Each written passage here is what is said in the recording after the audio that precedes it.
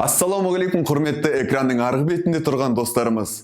Нағыз қазақ қазақ емес, нағыз қазақ домбыра демекші, бүгін сіздермен өзіміздің аспабымызды домбыраны талқылап өтеміз. Егер де сіз домбыраны ойнауды армандасаңыз, біздің YouTube парақшамызда небары 5 ролик арқылы сіз алғашқы күйіңізді ойнап үйренесіз. Мұрагер парақшасы арқылы сіз Құрманғазының Адай күйін,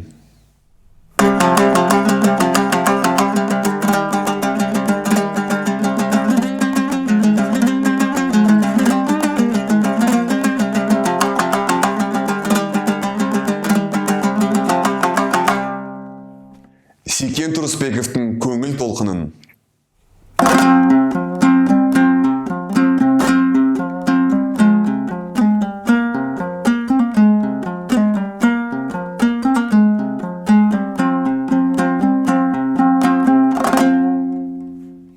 Нұрғиса Тілендиевтің Әлқиса күйін,